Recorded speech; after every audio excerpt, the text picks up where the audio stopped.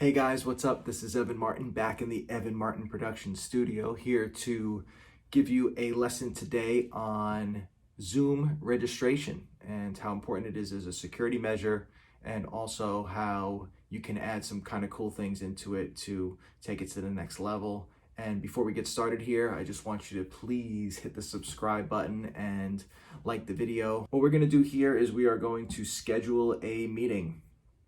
And this is just going to be a test meeting, so I'm just going to put test there. And when I start to scroll down here, and this is just a very important page in Zoom. This is the schedule a meeting page off of the My Meeting, so you can click on meetings to the left here and then schedule a meeting there. We're going to name it test. And when I scroll down here, you'll see this one right here, registration required. So let's click on required. That is super important from a security standpoint. Having a registration in your Zoom meetings and events just takes that security part to another level, as far as you can, as you'll see in just a few moments, really set it up in a way that you know who's supposed to be attending, and you could choose if you want them to automatically receive their invitation, or if you want to first go over to make sure you know who is signed up for the event before you send them the registration. But the bottom line is you want to start by clicking on here, registration required. And if you just scroll down to the bottom here, there's some other meeting options that I always like to add in. I don't want participants to join every time, or anytime, excuse me, because I don't want participants to join anytime, because I want to be in control of that. I always talk about the more control you have over your audience, the better you and your virtual event is going to be. I want to mute participants on entry. That goes along with what I just mentioned. It's really important to make sure that you have your audience microphones muted when they're not speaking. Require authentication to join, sign into Zoom. That is very important, as well as far as a registration and a security feature. And breakout room pre-assigned, that's something we'll talk about here in a different lesson. Automatically record meeting, that's up to you. Approve or block entry to users from specific regions or country. Not necessary here, not necessary now. So let's go ahead and hit save there, okay? So I have this new meeting called test, and I have a registration link now there. If you click on copy invitation, it's going to show you this thing that you can copy and paste into your emails or texts or whatever it is that you're doing. And it says register in advance of this meeting. If they click on this link here, then it's going to bring them to a page where they have to register. And then once they register, according to what you put in there as far as things that they are forced to put in, then they can either automatically receive that actual meeting ID and password, or you could check first and then you could go ahead and approve it. So for right now, we'll cancel that. I'm going to scroll down here to the bottom, and as you can see here, because we have a registration option, we have some cool new stuff here at the bottom. We do have right now obviously 0 registrants because I haven't sent this out yet, but if you click on view, okay, you'll also be able to see who is registered, and you could search through the people that you have registered. And if you click on edit down here, this is where you could add in some pretty cool features. Again, as I mentioned before, automatically approve or manually approve. You could choose those different options there. Send an email to host when somebody registers. That's just so you can keep up with who is clicking on these links and who is actually registering. Close registration after event date. Allow attendees to join from multiple devices. Show social share buttons on registration page. So we got that in line the way we like it there. Once again, if I click on edit there, we can go into questions, and Zoom automatically puts in a required first and last name and email address, as you could see here. That's obviously really important. If you're going to do a registration, you might as well at least have those things. But one thing that you have here as you scroll down is a number of different things that you could put into your registration that you can require your audience to fill out if you're looking to really get a little bit more information on who's joining. If you are reaching out to a bunch of different people in a bunch of different industries, it's good to know in advance perhaps which industry they're in, what their organization or their job title is. there's a whole different bunch of options there that I'd consider if I was doing a registration for my program. So make sure you go down and check those all out. If you click on custom questions, you can even add your own questions in there as far as requirements for the Zoom registration. So perhaps you want to know a little bit more about your attendees.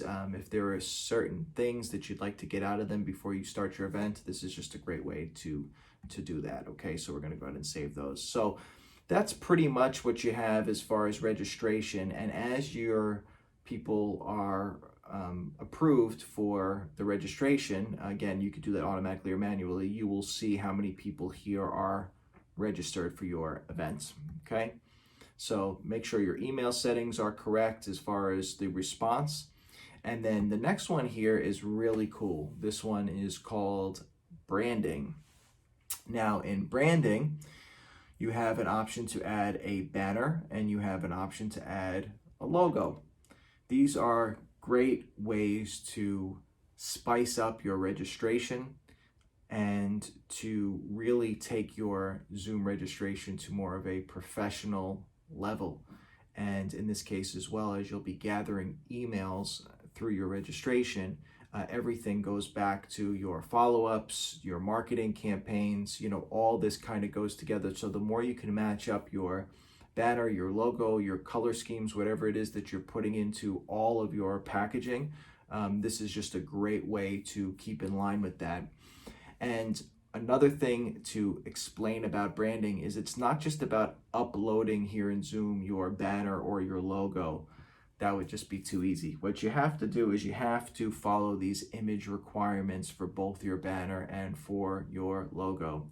So it gives you a couple different requirements here as the type of file that you're allowed to use, and then it gives you your suggested and your maximum dimensions as far as pixels. So this is basically going to be the dimensions of your banner, the dimensions of your logo, and not only do they have to fit a specific length and height, but they also have to fit a specific as far as pixels are concerned. So here you have for your banner 640 by 200 and a maximum dimension. So you want to be within this range, but also do it in a way that you could keep your logo or your banner looking the way that you designed it or how you'd like to do it. I wanted to quickly jump in here to a great program called bannersnack, okay? Because this is going to really help you when it comes to these specific dimensions, pixel dimensions here in your Zoom branding. So when I click on bannersnack, and a lot of different programs have these type of programs, I should say design programs, have this same type of an option where when you create a new design, you can choose your dimensions. So we're going to go to create new, as I just did up at the top there, click on make a design. And I'm going to just quickly scroll through these to show you that there's a lot of different things that are preset in bannersnack. So if you are doing marketing or you're doing printing or you're doing, really whatever it is, depending on even specifics as far as social media channels that you're posting on, it's going to give you a lot of different options as far as what the typical requirements are for those particular social media channels. But we're actually going to start here by clicking on custom size, because this is perfect when it comes to getting the exact amount of width and height when it comes to your pixel dimensions. So let's just bounce back here to Zoom real quick. And it shows you here the suggested dimension, 640 by 200. So why don't we start there, okay? So we're just going to bounce back here.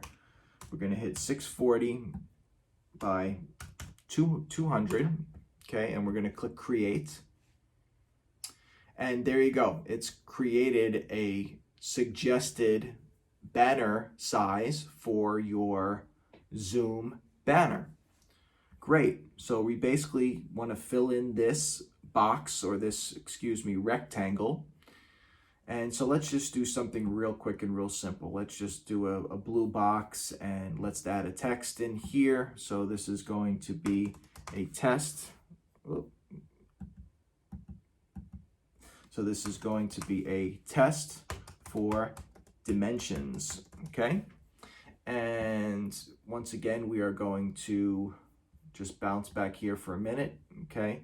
And we have here in the suggested dimension 640 by 200. Here we have 640 by 200. We're going to center that. Let's add in a picture. My uploads, and I already have my logo in there. So why don't we start with that? We're just going to pop that in there by clicking on it. Move the logo up here to the side and somewhere in between test for dimensions in the corner there. And then I'm going to click on my photo and I'm going to just drag that over here to this side of the block. All right, and the last thing before we bounce out of here that I'd like to show you is if you don't already have a picture that you like, or if you don't want to use one of the pictures that they have here already for you to use in bannersnack, you could just click on open a file, and then you can go ahead and you can click on a picture that might work better for you or for your event. Okay, so that's just going to load up right into there. Okay, and then we have a live action shot that we can add in as well if we choose to, but I don't want to do that right now. What I do want to do is I want to just go ahead and save this. Okay, so what I could do is just click up here in the right hand corner, download. Okay, and then I can click on JPEG and I'll do a maximum quality JPEG, and you're going to see here that is going to save, and then I'm going to just show that in the bottom here. Okay, I'll click on show in Finder, and as you can see here, I have that set up right there at the bottom, and I'm just going to change the name of it so when I search for it in Zoom, it's easy for me. But you'll already see at the bottom 640 by 200 is right there as far as my dimensions.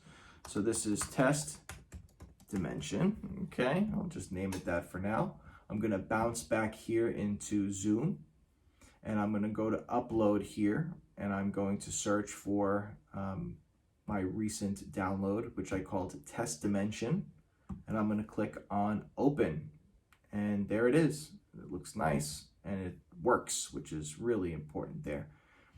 And then for one more example here, let's just follow the options for the logo, which is suggested at 200 by 200, max by 400 by 400. Now 200 by 200 or 400 by 400 is just a square, right?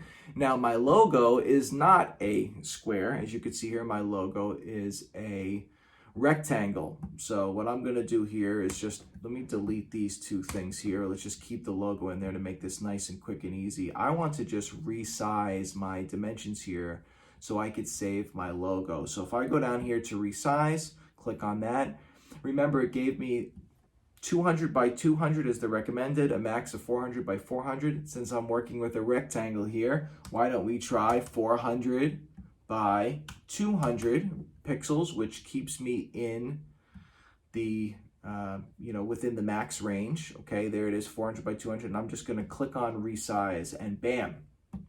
Now that looks to be a little bit more as far as a comparison to how my logo looks, and as you can see, we still have the blue background here.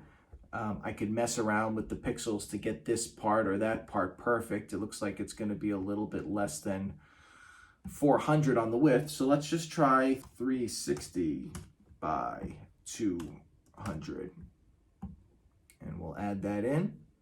Let's resize. Let's get rid of this and put in a brand new one. Go back to elements, click back on the logo there.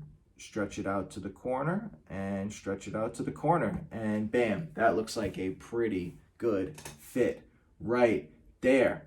Click on download, click on JPEG, maximum, and guess what?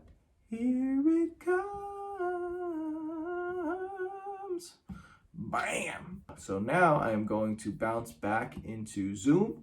I am going to click on upload, and the first one that pops up is my new design. Let's just name it here, EMP logo for Zoom.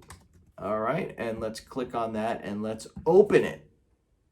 And it fits right in there. So now I have my banner and I have my logo, and I am ready to look nice on my registration. So I just want to say thank you so much, and don't forget to click subscribe and like the video if you thought that this was helpful, and I will see you again very soon. Good luck with your Zoom registration and your branding.